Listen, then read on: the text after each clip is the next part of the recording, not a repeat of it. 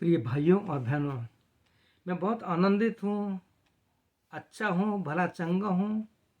जीवन में उतार चढ़ाव आते हैं और मुझे पूरा विश्वास है आज आप भी बहुत अच्छे हैं, भले चंगे हैं। प्रभु यीशु ने आपको एक नया दिन और दिया है। प्रभु यीशु ने आप सभी को पूरे दिन संभाल करके एक रात दी है। ये दिन और रात का हमारा परमेश्वर यीशु मसीह है। कितने आनंद की बात है कि यीशु हमारी सहायता करता है, हमें संभालता है और हमारी प्रभा करता है। आज प्रिय भाई बहनों, प्रभु यीशु की पवित्र आत्मा ने मुझे लूका का जो 19 अध्याय उसके 110 पद है, इनको जब पढ़ रहा था तो पढ़ते समय यीशु ने कुछ एक बातें मुझे बताई जो आज हमें समझना बहुत जरूरी है। तो आपने सभी इस अध्याय को पढ़ा है, मैं पूरा अध्याय नहीं पढ़ूंगा। 1 से 10 तक ये 10 वचन है, इसमें आप पढ़िए और ढूंढिए कि यीशु मसीह आज आपसे क्या कहना चाहता है। बस मैं इसको एक्सप्लेन करूंगा कि ये पुस्तक बताती है कि एक चुंगी लेने वाला है जिसका नाम जकई है। वो यीशु को देखना चाहता था, उसकी इच्छा थी कि मैं यीशु को देखूं, और उसको ये भी पता था कि यीशु का मार्ग कौन सा है, वो किस मार्ग से होके जाएगा। एक अच्छे ऊंचे पद पर था, टैक्स कलेक्टर था, चुंगी लेने वाला था। इन सारी बातों के बाद भी उसके जीवन में एक इच्छा थी कि मैं यीशु को देखना चाहता हूं। क्या आपके और मेरे जीवन में आज ये इच्छा है कि मैं यीशु को देखना चाहता हूं या देखना चाहती हूं? कैसे यीशु को देखें? मेरे को इस लूका में ही एक वचन बहुत अच्छा लगता है, मैं आपको बताता हूँ। 2 अध्याय पढ़ लें लूका का। वहां लिखा, जब यीशु का 8वें दिन डेडिकेशन हुआ, समर्पण हुआ और यहूदी कस्टम के उसका जब खतना हुआ, तो लिखा है कि साइमन नाम का एक प्रभु का सेवक था, शमौन, वो आत्मा की अगुवाई से अपने परमेश्वर के भवन को गया। जब आप कलीसिया में जाते हैं, चर्च जाते हैं, तो क्या आत्मा में तैयार होके जाते हैं? क्या पवित्र आत्मा की अगुवाई में जाते हैं? ये आपके लिए और मेरे लिए बहुत ज़रूरी है। मैं उसको ज़्यादा एक्सप्लेन नहीं करूँगा। लेकिन लिखा है कि जब यीशु मसीह के माता पिता और यीशु को अपने गोद में लेके गए, तो लिखा है कि उसने यीशु को अपनी गोद में लिया।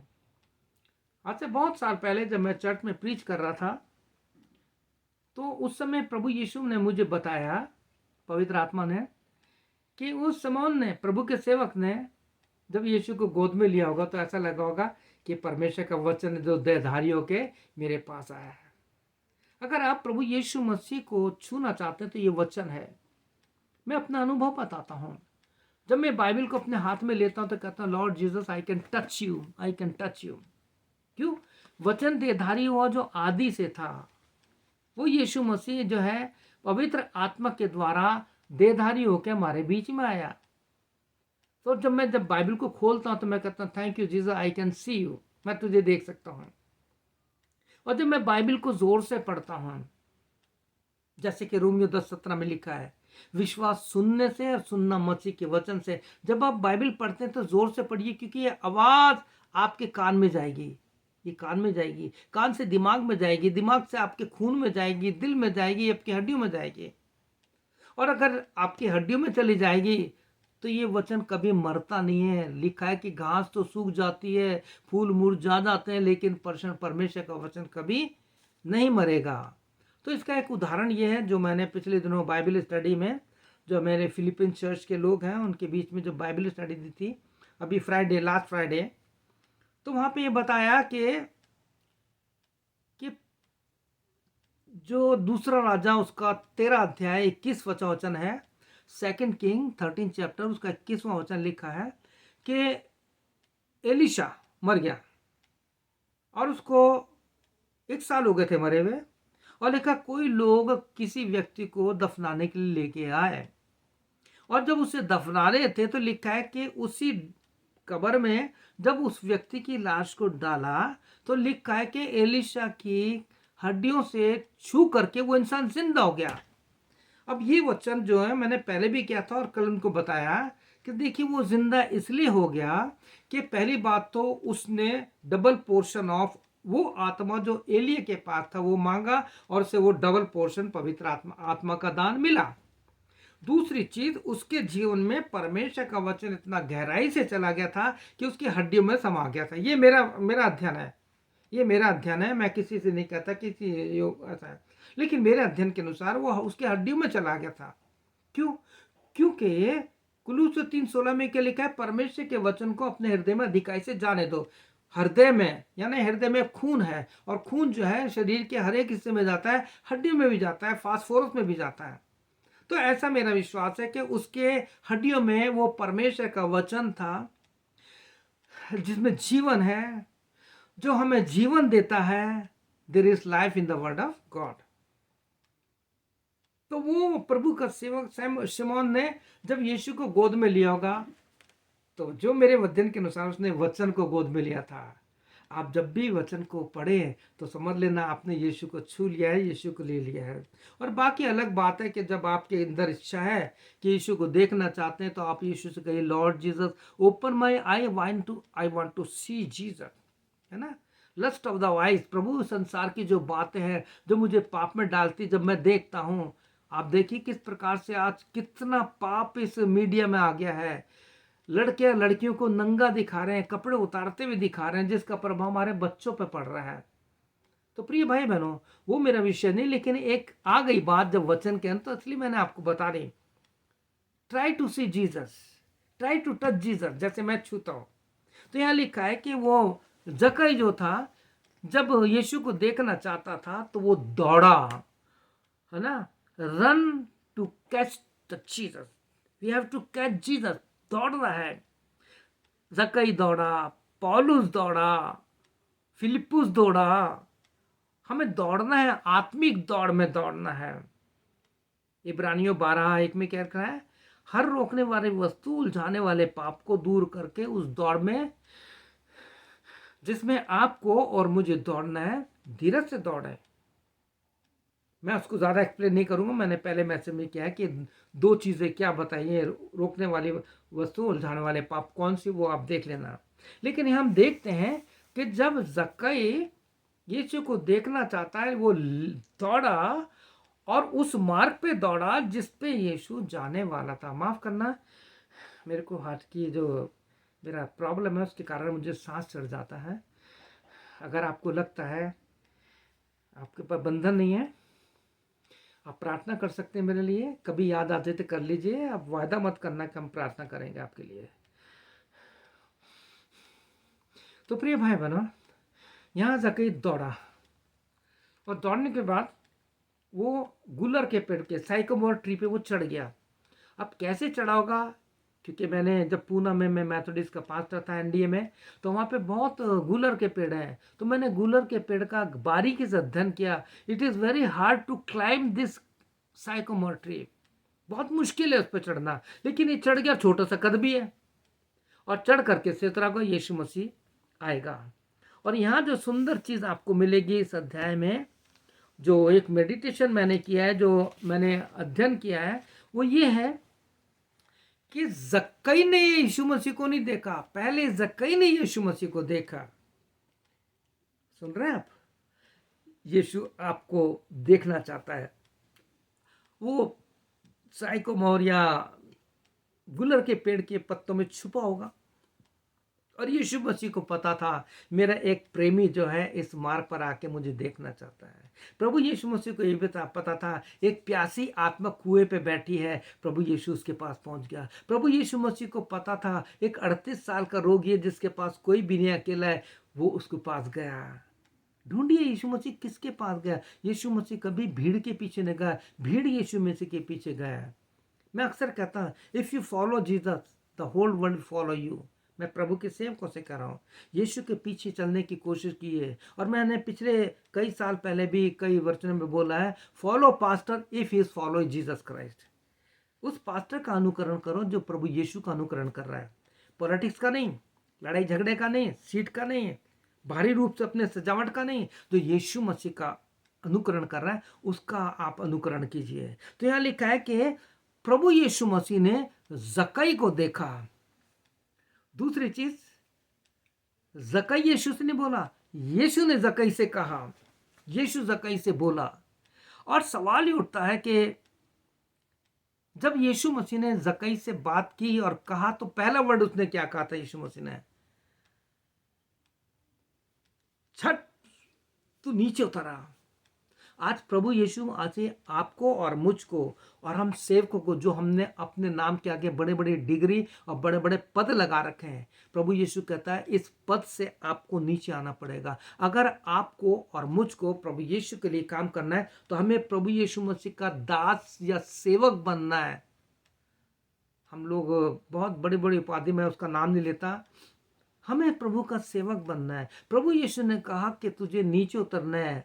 हमें अपनी पोजीशन पे, हमारे ज्ञान से, हम सब से हमें नीचे उतर करके प्रभु यीशु की समानता में आना है कि प्रभु यीशु मसीह किस प्रकार से राजाओं का राजा, प्रभुओं का प्रभु, वो परमेश्वर जो खुद था वो जमीन पर आपके लिए और मुझ के लिए एक जमीन पर आ गया, इस शापित जमीन में आ गया और शापित बन गया आपके लिए, मेरे लिए कंगाल बन गया आपके लिए, मेरे लिए।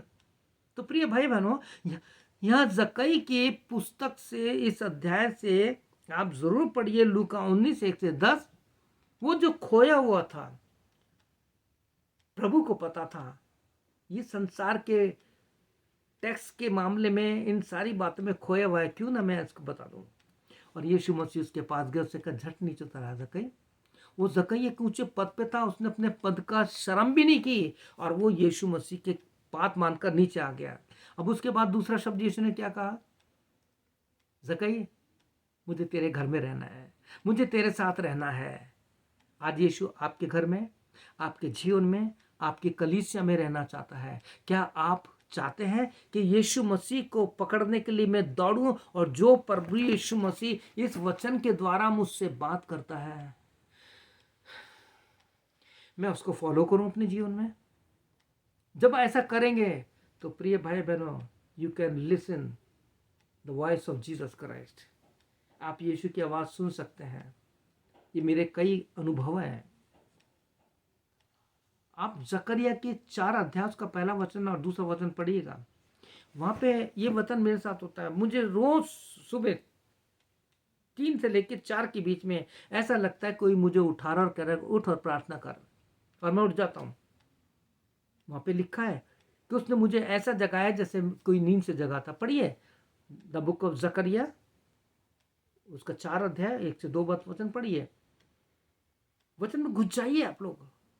प्रभु यीशु ने जक्कई से कहा आज मुझे तेरे घर में रहना है। मेरे प्रिय भाई बहन, प्रभु के सेवकों, प्रभु यीशु आपकी कलीसिया में रहना चाहता है। वो तभी होगा जब प्रभु यीशु हमारे जीवन में होगा, हमारे दिमाग में होगा। मैंने पहले भी मैसेज बोला है, unless we have the virgin mind, this word of God will not conceive in our mind. क्योंकि ये वचन वहीं पर ही कंसीव करेगा जो वर्जिन हो। जैसे वर्जिन मैरी से प्रभु यीशु मसीह पवित्र आत्मा के द्वारा जन्म लेकर शरीर में लेकर आया, और आज यीशु को एक शरीर की जरूरत है। यीशु हमारे भी अंदर चलना फिरना चाहता है।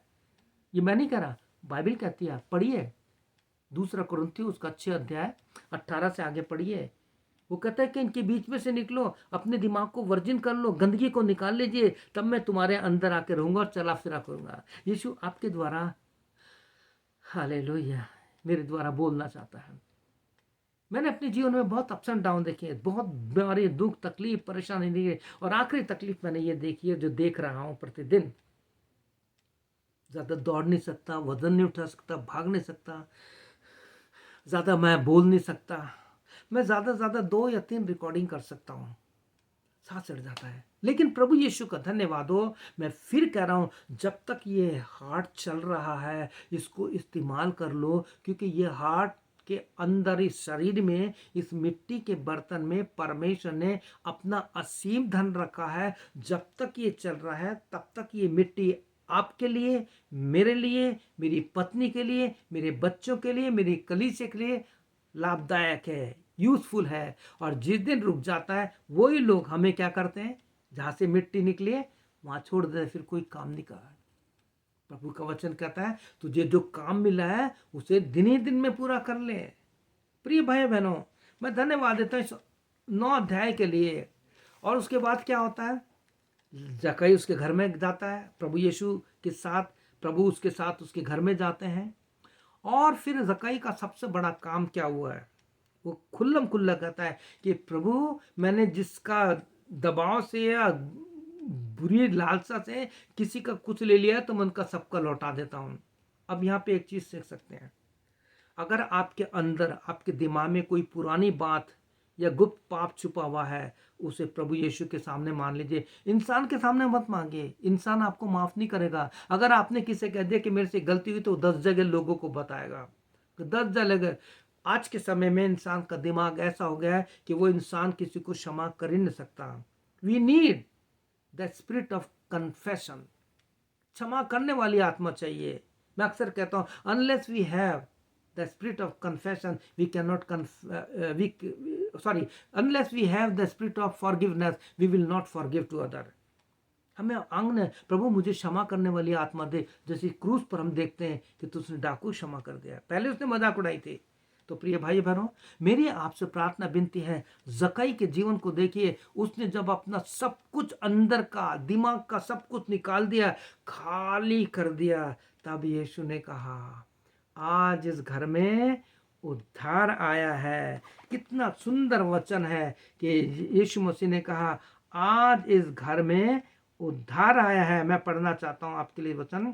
तब यीशु ने उनसे कहा आज इस घर में, नवा वचन 19:9, यीशु ने उससे कहा आज इस घर में उद्धार आया है, इसलिए कि ये भी इब्राहिम का पुत्र है।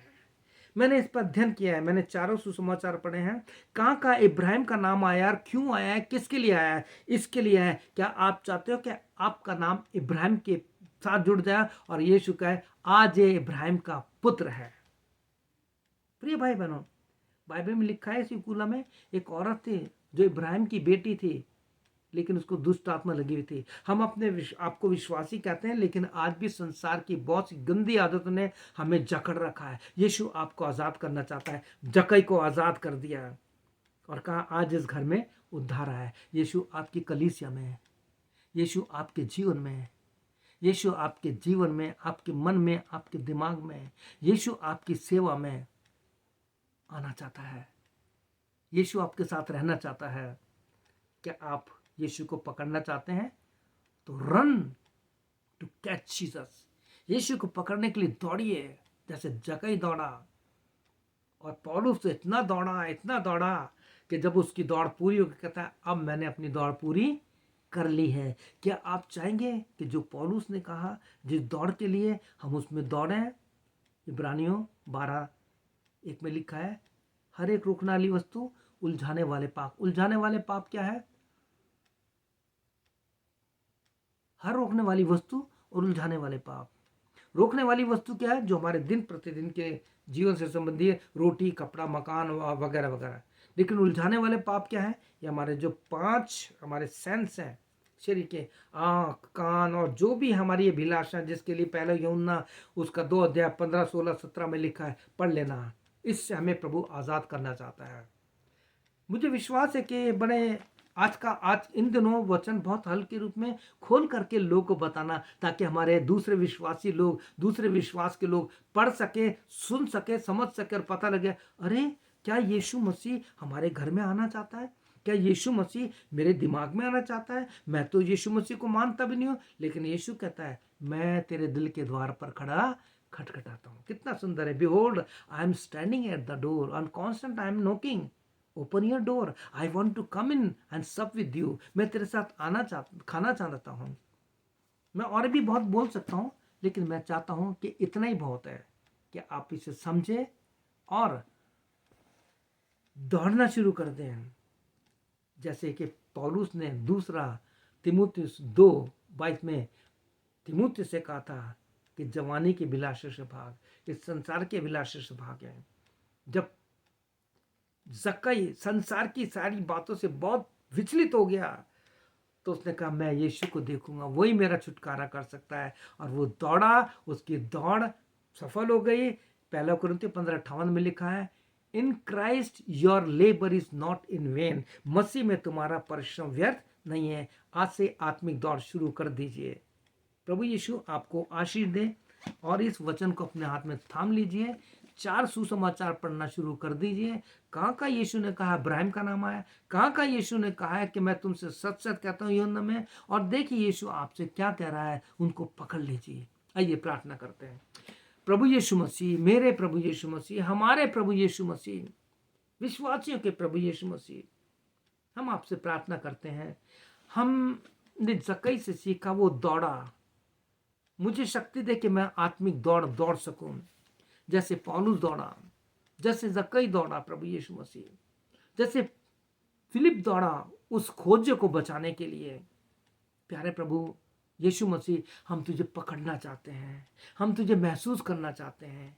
यीशु हमारे जीवन में आ जा, मेरे दिमाग में आ जा, हमारे पापों को क्षमा कर दे। क्या मेरे साथ ही छोटी सी प्रार्थना करेंगे? तो मेरे पीछे बोलिए, ये मैं भी कर रहा हूं, ये प्रार्थना मेरी। प्रभु यीशु, मेरे दिमाग में जितने भी पाप है, गंदगी है, होन दे, उसको निकाल दे, अपने लहू से शुद्ध कर दे, ताकि तेरा वचन इस वर्जिन माइंड में तू मेरे दिमाग में आ जाए। यीशु मसीह, मेरे हृदय में जितनी गंदगी बसी हुई है, इस गंदगी को निकाल दे, ताकि वर्जिन हार्ट में तेरा वचन जन्म ले सके।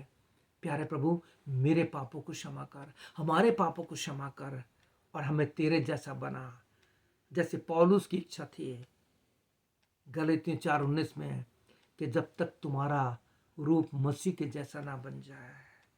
प्रभु यीशु, हमें तेरे जैसे बना दे, हमारी सहायता मदद कर। तूने हमारे पापों को क्षमा किया।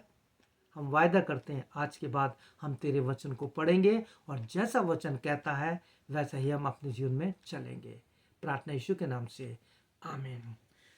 मैं धन्यवाद देता हूँ कि यीशु ने आज इस वचन के द्वारा आपसे बात की है। आपको आशीष दीजिए, और मैं चाहता हूँ कि आप प्रभु यीशु मसीह में दिन और रात जुड़ जाइए, क्योंकि दिन बुरे हैं, अंतिम दिन है, कभी भी प्रभु आ सकता है। हमें अपने आप को यीशु के लिए तैयार करना है, विशेष उस फाइनल जजमेंट के लिए, जब न्याय होगा। प्रभु यीशु मसीह आपकी आत्मा के साथ रहे, उसकी शांति आपको भर के रहे, आपकी कलीसिया में, आपके पास सबको बहुत आशीष दे। आमीन। May God bless you.